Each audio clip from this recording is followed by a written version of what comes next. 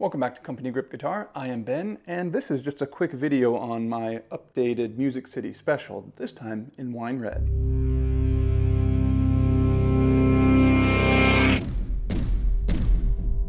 So about 4 weeks ago I did my first review and deep dive on the Tobacco Burst Music City Special. That guitar showed up, it had a cracked pick guard. I also realized after it got here that I should have just got the wine red like I wanted to, so I took that opportunity to call up Gibson and make an exchange for this model, which has just shown up.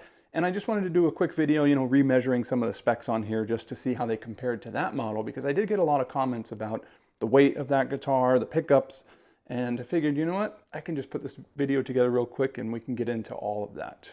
Obviously, this guitar is still available. Now, if you remember when this guitar came out about a month ago, it was a limited model. There's 650 of each of the three different finishes. So totaling, what is that, about 1900, 1950 guitars, something like that. I had no idea how successful it would be at the time. I didn't know if when I sent back my Tobacco Burst, if I would even get a wine red, or would Gibson say, hey, the wine reds are sold out, here's a ebony instead, or here's a refund. No idea. I mean, obviously, it seems like this guitar has not had the same success that the Charlie Star Les Paul Jr. had, which I think had 500 of each of the two finishes, and that sold out in hours. So, long story short, looks like these guitars are still available, maybe not doing as well as Gibson thought, despite the relatively positive comments online, which kind of surprised me.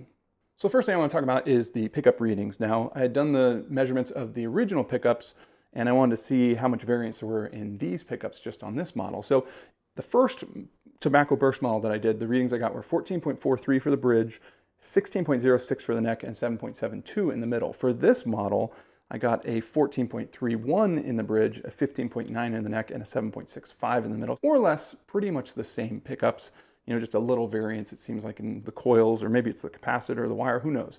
But it's more or less right there. But one thing I do want to correct is a flub that I made in my first video. So I got a comment on that first video that said, the neck pickup is stronger than the bridge pickup. They must have flipped your pickups around. And by and large, that seems to be true, that the bridge pickup is usually a little bit more powerful than the neck pickup. Well, that also might be my fault, the idea that they got those mixed up. In that video, I made a comment that they were the same pickups, just one was marked rhythm, one was marked lead.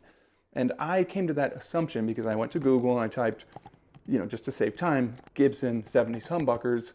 A little link popped up, I clicked on it, the humbucker was right there, and I noticed on that web page it said B and N as a little tiny selection tab. So I was clicking between them, figuring bridge, neck, bridge, neck. Oh, it's the same pickup, none of the readings are changing. So I just made that assumption that it was the same exact pickup. Well, if I would have done maybe a little bit more due diligence and gone to the master pickup directory, I could have seen that there was a 70s humbucker bridge, 70s humbucker rhythm. They are separate pickups, and per Gibson's specifications, the neck pickup is stronger than the bridge pickup. Coming in, it said something I think like 16.2 for the neck on average, and maybe it was 15 for the bridge pickup.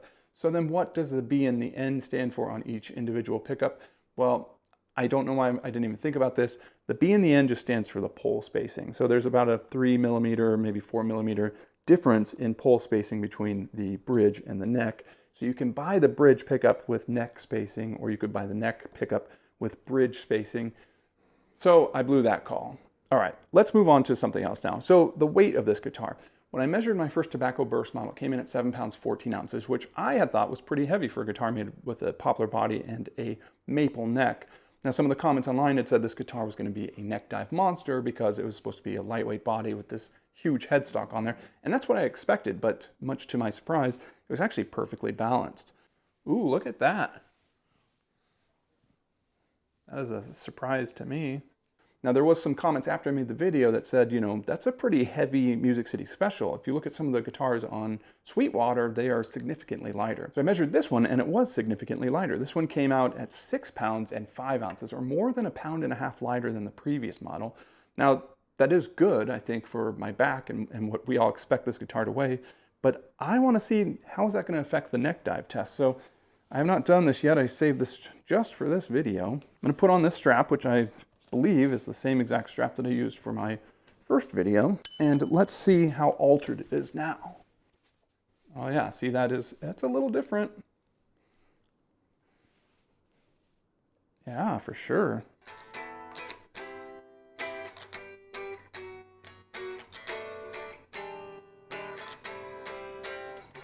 So there is a noticeable difference in the neck dive. You know, it definitely is more divey. The previous model that I had, I gave it rave reviews for neck dive, and that is unfortunate. But that guitar did weigh almost 25% more than this guitar. So I guess it's understandable. But those of you that had speculated it might have a bit of diviness to it are correct. Anyway, speaking of the neck, let's talk about measurements. Now, I'm always curious how much variance there is in the slim taper category or the fat 50s, because it is a range that it fits into. So the previous model I had the first fret measured in at 0.84 and the 12th fret came in at 0.93. Now for this guitar, it's very similar. I got 0.82 and 0.92. So definitely still within that range, but a little bit narrower. Now for me, the narrower is bad, which is unfortunate. I don't know, I know it sounds ridiculous, 0.02, can you feel that? I believe you can feel that difference, even if it is just like 0.02 of an inch.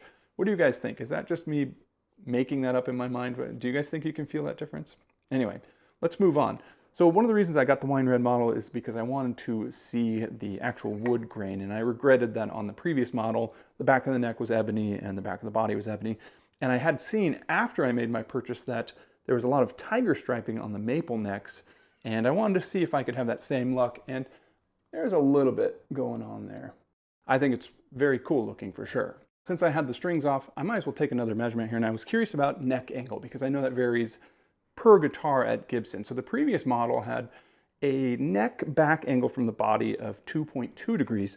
This model has a neck back of 3.3 degrees. Now 1.1 degree might not sound like much, but over the 18 inches or so of the fretboard, that's almost a ½ inch farther back. I think that's something that some people will notice. I mean, I've gotten comments before of people just don't like playing Gibsons because the neck angles back compared to a Strat. So I think somebody like that is definitely going to notice that ½ inch. Just about done with this video here. A couple more things. I did get a chance to chat with Jim DeCola, who's the Master Luthier over at Gibson, and I had a couple questions for him regarding the Music City Special here. So my first question was, hey, it's routed for a third pickup.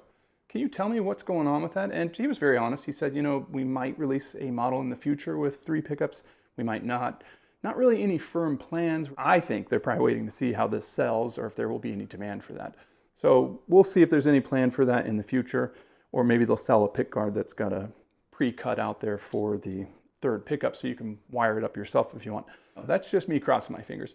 Next question I asked him is, why is it called the Les Paul Music City Special and not like the Music City Marauder or something like that? And he was very matter of fact. He said, you know what? That guitar came out 40 years ago. Kids today might not recognize that name. They might just recognize Les Paul. And since this has the same general shape, we just decided to call it the Les Paul Music City Special. That's kind of what I think we all figured, but it was nice to get that confirmed anyway. Thanks for checking out my video, guys. This one is definitely for the guitar nerds, people like me. When I'm interested in something, I obsess, I read about it, I watch everything I can about it. I'm hoping some of you guys are at least that neurotic as well. Maybe you want to learn more about the Music City Special here, or how Gibson does, you know, their neck measurements and their pickup windings, or any variances there between 2 different models. Speaking of specs, I have updated my Patreon to put my master spec sheet list on there, which has pretty much all the specs of the guitars that I measure for my channel here. Anyway, it's on my Patreon if you want to check that out. I've also put some tabs for my music on there, which some of you guys have been asking for also. I'll put a link for it in the description below. Give it a gander if you want. Anyway, I appreciate you watching my video, and I will talk to you next time.